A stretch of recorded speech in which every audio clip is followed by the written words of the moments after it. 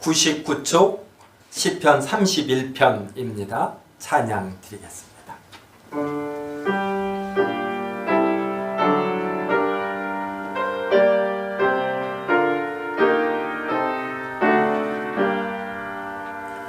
주여 내 꿈을 베푸소서.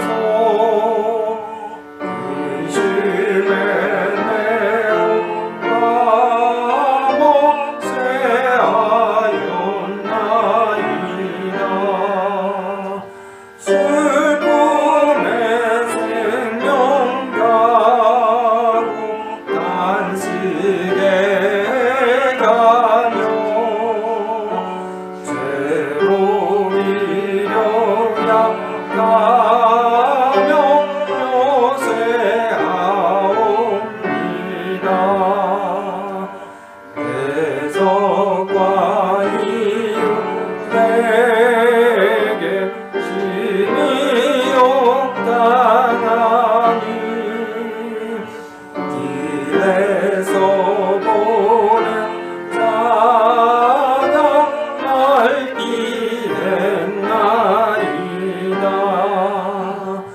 내가 잊지 말고 아기 같으니라. 내가 비방 들으며 두려움있나이다. 저희가 내 생명을 아스려 합니다.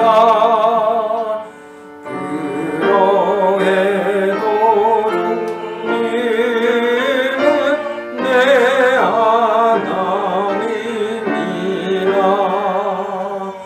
내 원수의 손에서 나를 건지소서. 주인 자식으로 날 구원하소서. 하나님께 기도드리겠습니다. 하나님, 여러모로 부족하고 또 죄짓기에 바쁜 저희들을 오늘 또 궁일이 여기셔서 하나님의 자리로 불러 예배하게 하시니 얼마나 감사한지요.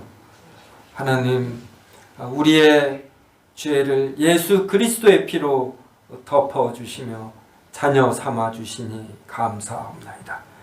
우리가 인생을 살수록 고백하게 되는 것은 우리의 부족함과 우리의 죄이니이다.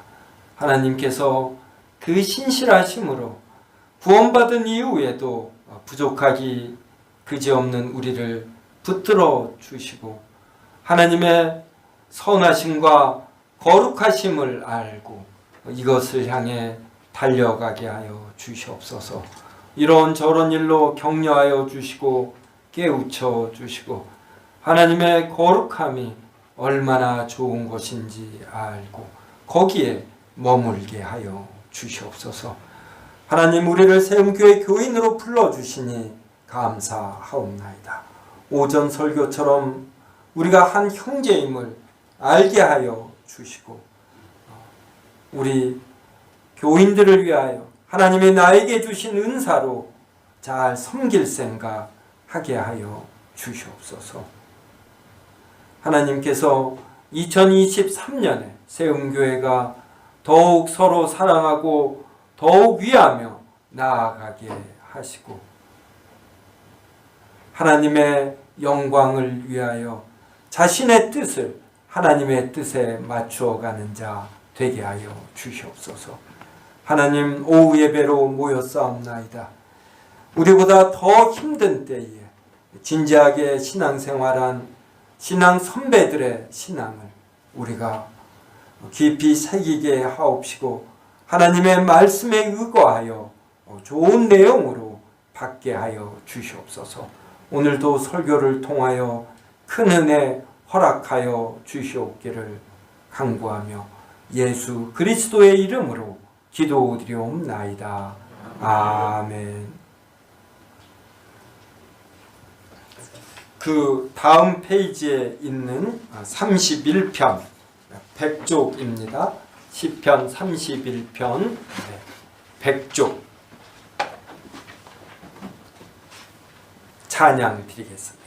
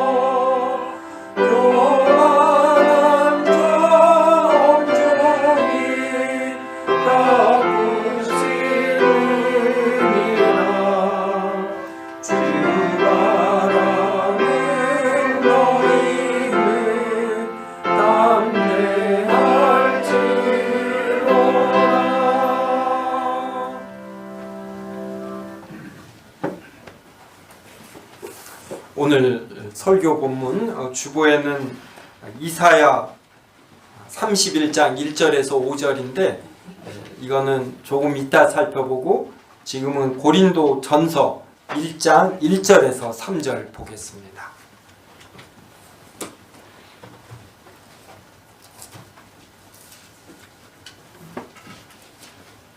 고린도전서 1장 1절에서 3절입니다.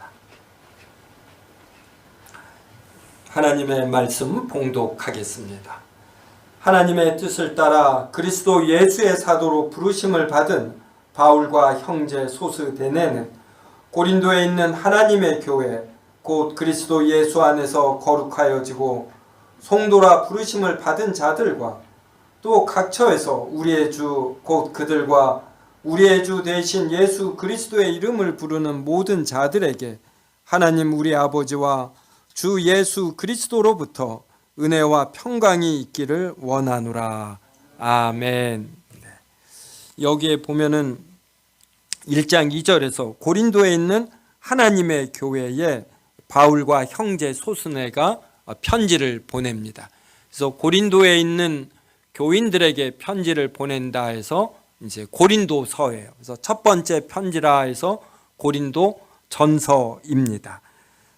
그래서 1장 2절에서 고린도에 있는 하나님의 교회 그러는데, 이 교회를 어떻게 표현하냐면 곧 그리스도 예수 안에서 거룩하여지고 성도라 부르심을 받은 자들입니다.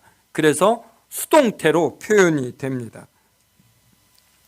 그리스도 예수 안에서 거룩하여지고 성도라 부르심을 받은 자들. 하나님께서 성도라고 이렇게 부르셔요. 근데 하나님께서 부르셨는지 안 부르셨는지 우리가 정확하게 알 수가 없습니다. 하나님께 부름을 받은 자들은 어떻게 반응을 하냐면 이렇게 반응을 해요. 주 예수 그리스도의 이름을 부릅니다. 예수를 그리스도라고 이렇게 시인합니다. 그래서 1장 2절 후반절에 보셔요. 또 이럽니다. 그래서 각처에서 우리의 주, 곧 그들과 우리의 주 대신 예수 그리스도의 이름을 부르는 모든 자들. 각처에서 우리의 주, 곧 그들과 우리의 주 대신 예수 그리스도의 이름을 부르는 모든 자들. 그래서 그리스도 예수 안에서 거룩하여지고 성도라 부르심을 받으면 이러한 사람들은 자연스럽게 우리의 주 대신 예수 그리스도의 이름을 부릅니다. 그런데 문제는 무엇이냐면 하나님께서 부르시지 않았거든요. 근데 부르지 않은 자인데도 자신이 스스로 예수를 주라고 부르는 자들이 있어요. 이제 이것은 거짓 믿음이지요. 이런 거짓 믿음을 가진 자들이 이렇게 교회에 들어옵니다.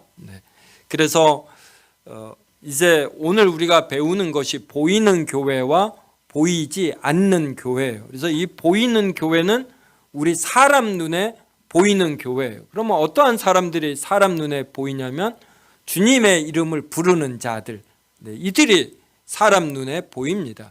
그래서 눈에 보이는 교회는 주 예수 그리스도의 이름을 부르는 자들로 구성된 모임입니다. 그래서 이것을 종합하고 정리해서 주보에 있는 웨스민스터 소유리 문답 62문을 보도록 하겠습니다.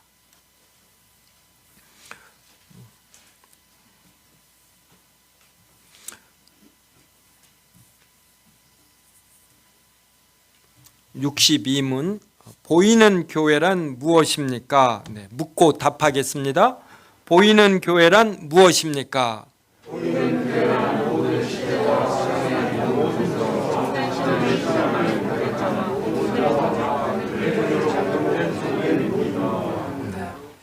그래서 여기에서 그러니까 보이는 교회는 이렇게 참된 신앙을 고백하는 모든 사람이에요. 그런데 이제 일부는 참된 신앙을 본인이 이제 고백을 해서 우리는 참된 신자다. 그래서 이렇게 받아들입니다.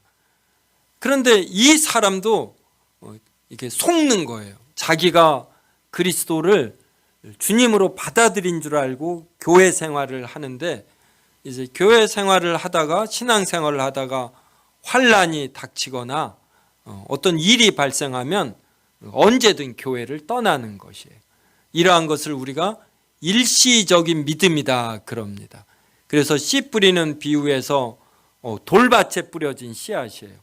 돌밭은 흙이 얇습니다.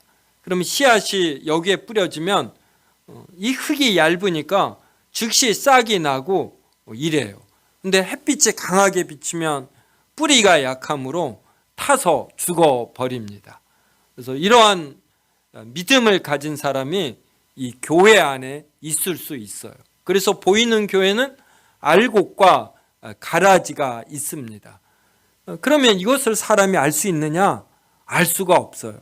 왜냐하면 열 길 물속은 알아도 한 길 사람 속은 모른다. 이런 속담이 있지 않습니까?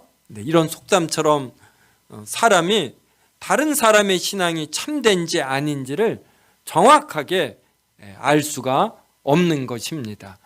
그래서 사람 눈에 보이는 교회에는 항상 가라지가 있을 수 있음을 우리가 알아야지 되고, 이런 가라지가 발생했을 때 너무 놀라면 안 되고, 나의 믿음이 참 이렇게 참된 것을 인해서, 하나님이 나에게 참된 믿음을 주신 것을 인해서 감사해야지 되는 것입니다.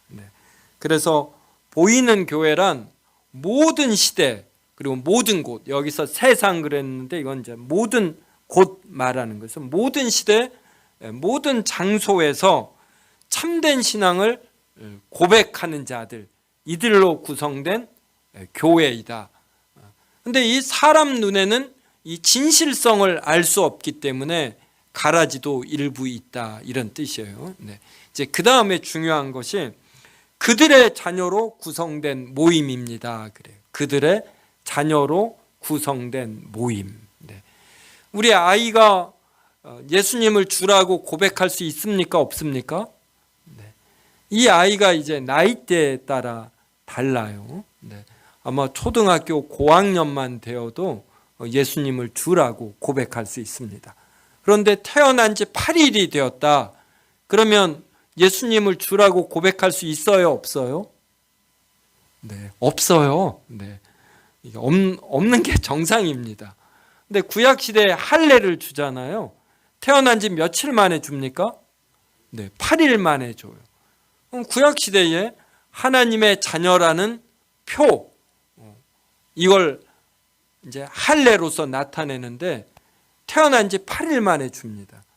이것은 무엇을 뜻하냐면 하나님의 자녀가 되는 것은 이 사람의 결단, 주님을 주라고 고백하는 결단 이전에 하나님의 사랑, 하나님의 택하심이 있다, 이런 의미예요. 이게 굉장히 중요한 것입니다. 그래서 우리가 사람으로 태어나잖아요.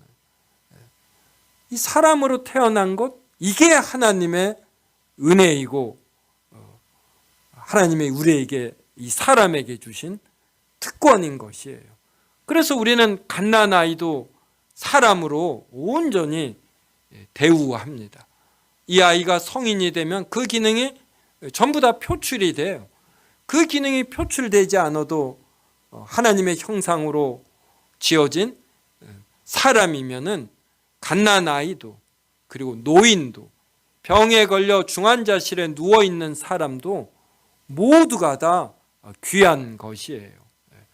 그래서 이러한 하나님의 우선권, 하나님의 은혜, 하나님의 능력, 이것을 인정해서 구약시대에 태어난 지 8일이 되는 아이에게 할례를 주었어요. 그러면 신약시대에, 구약시대의 할례에 해당하는 의식이 뭐냐면 유아 세례입니다. 그래서 우리 교단은, 대부분의 교단이 만 2살까지 유아 세례를 줘요. 24개월 되면은 이제 똥오줌 겨우 가리는 정도라고 할까요? 똥오줌만 가려도 대단한 것이죠. 그런 아이가 예수님을 주라고 고백할 수 있습니까? 태어난 지 24개월이 되었는데 막 예수님 찬양, 주님을 주라고 고백하는 것은 전부 다 교육의 결과물입니다. 주변의 영향력이에요. 24개월이 되면 내가 이렇게 찬양하면 부모님이 좋아하더라. 또 교회 갔더니 전부 다 이렇게 찬양하더라. 그래서 판단 없이 그냥 반복 학습으로 따라서 하는 겁니다. 그런데 왜 하나님의 자녀라는 증표로서 유아 세례를 주는가? 이것은 이 아이가 예수님을 주로 믿는다라는 고백 이전에 하나님께서 그를 하나님의 자녀로 택하시는 이 은혜를 드러내며 있는 것이에요. 그리고 이 아이가 이제 성장하면은 자신 스스로 판단할 수 있을 때, 그때 이제 교인들 앞에서 신앙을 고백하고 입교를 하는 거예요. 교회에 들어오는, 입교가 교회에 들어온다예요. 그래서 교회에 들어오면 그때부터 이제 세움교회의 정식 교인이 되어 모든 권한과 모든 책임을 갖습니다. 그래서 이제 정리하면 보이는 교회란 예수님을 주라고 고백하는 자들과 이들의 자녀로 구성되어 있다. 바로 이 세움교회가 보이는 교회입니다. 그렇다면 이 보이는 교회에는 어떠한 특권이 있는가, 이걸 살펴보겠습니다. 그 다음 문답 63문 묻고 답하겠습니다. 보이는 교회의 특권은 무엇입니까? 보이는 교회는 하나님의 특별한 돌봄과 지혜가 있고 모든 적의 저항에도 불구하고 어느 시대에나 보호되며 보존되고 모든 혈관의 교통과 구원의 상적인 수단을 누리는 특권을 가집니다. 또한 복음의 사역에서 그리스도의 모든 회원에게 제공된 이를 누리는 특권을 갖는데 이 복음은 그들을 믿는 복음을 증언하며 그에게 오는 자는 누구도 대처치 할 것이다. 그래서 여기에 모든 적의 저항에도 불구하고 어느 시대에나 보호되며 보존되고, 여기에 해당되는 근거 성경 구절이 이사야 31장 1절에서 5절입니다. 그래서 이사야 31장 1절에서 5절을 저하고 한 절씩 읽겠습니다. 이사야 31장 1절에서 5절입니다.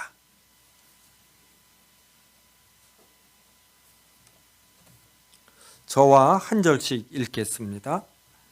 도움을 구하러 애굽으로 내려가는 자들은 화 있을진저 그들은 말을 의지하며 병거의 많음과 마병의 심히 강함을 의지하고 이스라엘의 거룩하신 이를 앙모하지 아니하며 여호와를 구하지 아니하나니 여호와께서 제일 둘째 계명을 되실 것이라 그의 말씀들을 원하게 하지 아니하시고 물러나사 앞에 행하는 자들의 집을 치시며 태각을 돕는 자들을 치시리니 애굽은 사람이요 신이 아니며 그들의 말들은 육체요 영이 아니라 여호와께서 그의 손을 펴시면 돕는 자도 넘어지며 도움을 받는 자도 엎드러져서 다 함께 멸망하리라.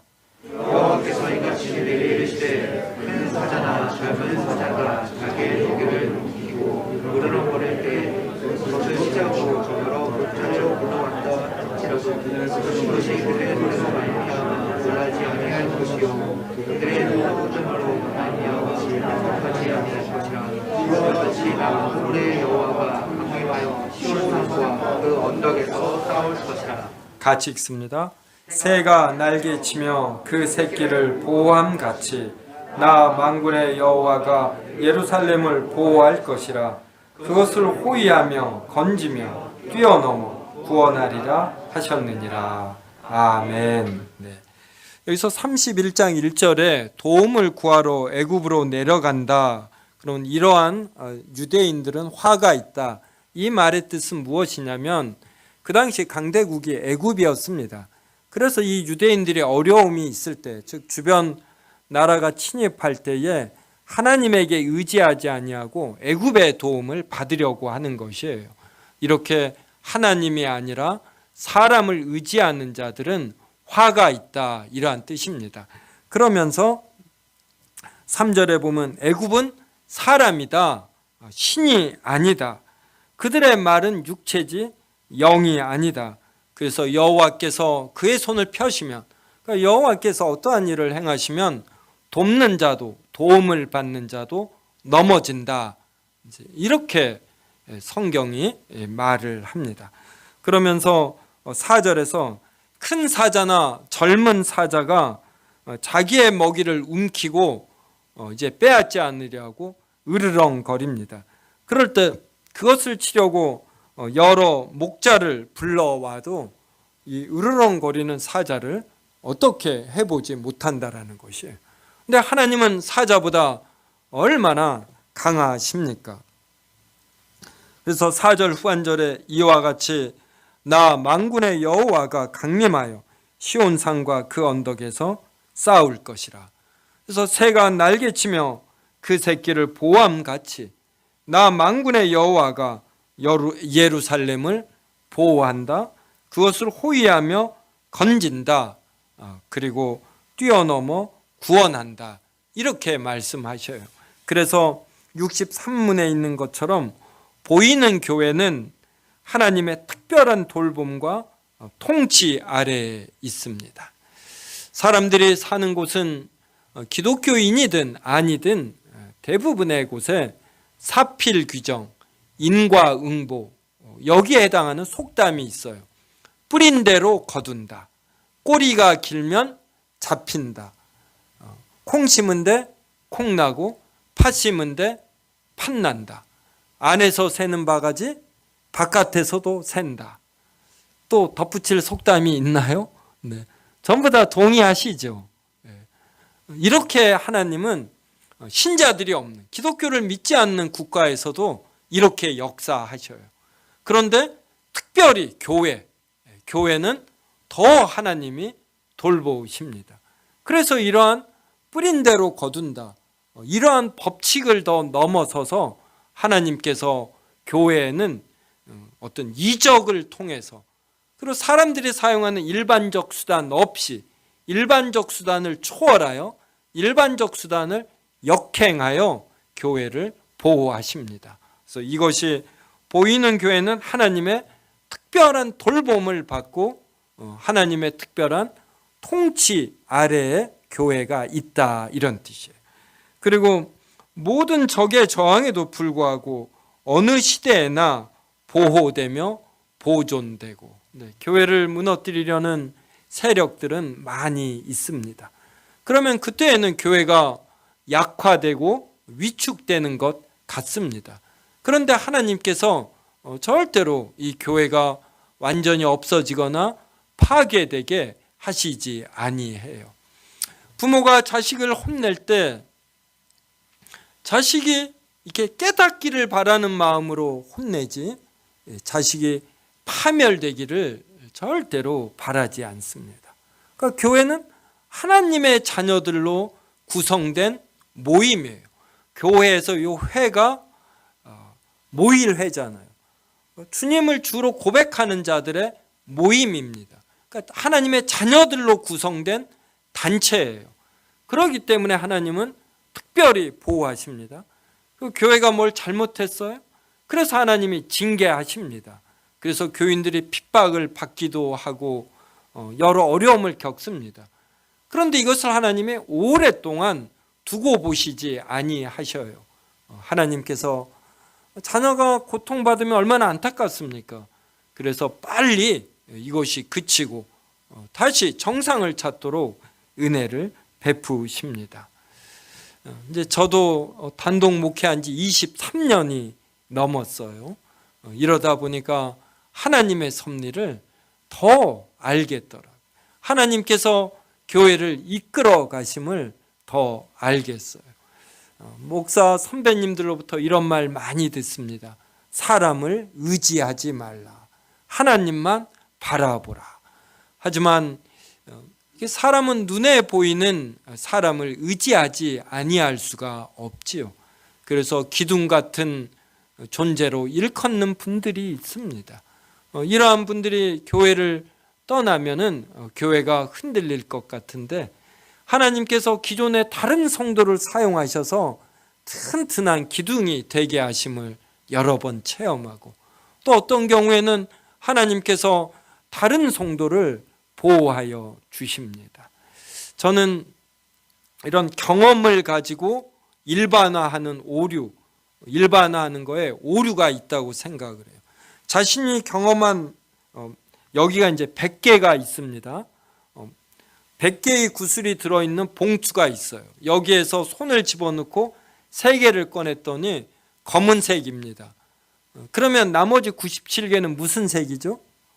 이때 우리는 이것도 검은색이다, 이렇게 여기기가 쉽습니다. 근데 아주 공교롭게 나머지는 전부 하얀색인 거예요. 그런데 3개를 꺼낸 것이 참으로 우연히 검은색일 수가 있는 것입니다. 그래서 세움교회에서 23년의 목회 경험으로 일반화하면 안 되는 것이죠. 그런데 성경이 이렇게 말하는 거예요. 오늘 이사야 31장처럼 큰 사자보다 더 큰 하나님께서 교회를 보호하십니다. 그래서 어떠한 적이 와도 이 교회를 무너뜨릴 수가 없어요. 그래서 눈에 보이는 교회 전반을 하나님이 보호하십니다. 특정 지위 교회는 어떤 어려움에 빠질 수도 있지요. 하지만 보다 더 일반적으로는 하나님께서 개교회, 그러니까 세움교회 하나도 특별히 간섭하시고 지키고 보호하셔요. 그래서 우리는 교회에 관한 여러 중요한 일을 결정할 때에 늘 하나님의 뜻은 무엇인가? 하나님께서 지금 이 상황에서 어떤 결정 내리기를 원하시는가? 이러한 하나님의 말씀을 볼 줄 알아야 합니다. 그 다음에 성도 간의 교통과 구원의 통상적인 수단을 누리는 특권을 갖습니다. 여기에 성도 간의 교통이 나와요. 이 성도 간의 교통이 교제를 의미합니다. 그러면서 서로 필요하면은 이렇게 도움도 주고받는, 이걸 총칭해서 성도 간의 교통 그럽니다.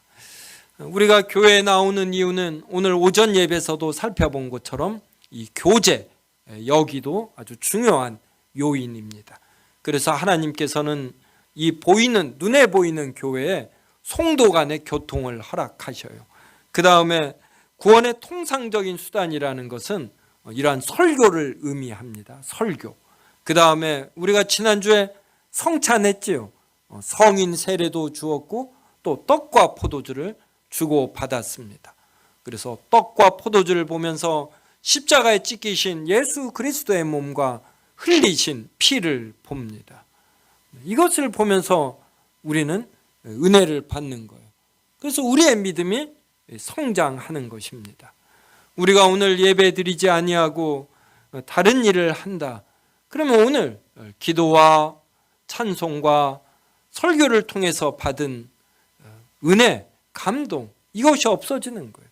그러면 그만큼 우리의 마음은 강팍해지는 것입니다. 성도 여러분, 사랑하는 부모님이나 자녀를 보면 반갑지 않습니까?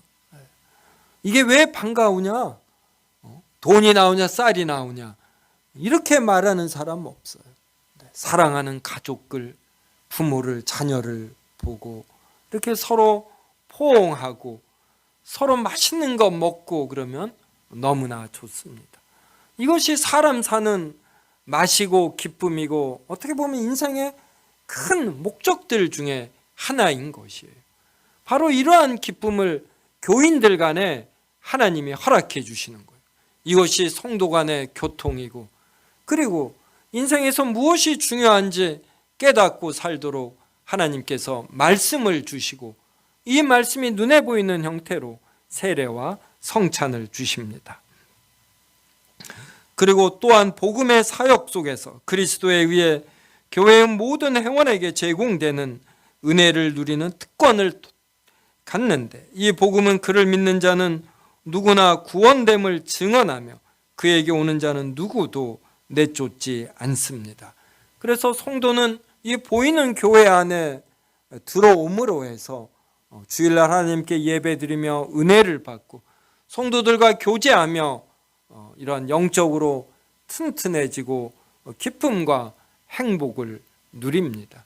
그래서 하나님은 우리를 고아처럼 내버려 두시지 아니하고 교회를 이루도록 하셔요. 그래서 교회에 목사와 장로와 집사라는 직분을 두어 이 교회가 말씀이 선포되고 교회가 다스려지고 서로 어려운 사람을 돌보도록 하십니다. 그리고 말씀을 통해서 우리가 하나님의 자녀임을 매번 깨닫게 되는 것이에요. 지난 주일에도 우리는 여러 부족함과 흠이 있었습니다. 그럼에도 우리가 이곳에 나올 수 있는 것은 하나님께서 이곳에 나와서 확인되는 것은 우리의 모든 죄의 허물이 예수 그리스도의 피로 덮여지고 의로워졌음을 아는 것이에요. 그래서 다시금 용기를 내어서 한 주일 삽니다. 그래서 우리가 예배가 없으면 영적으로 메마르고 점점 더 어떤 경제적인 나에게 무엇이 이득이 되는가라는 이러한 얄팍한 계산 속에서 살기가 쉬워요.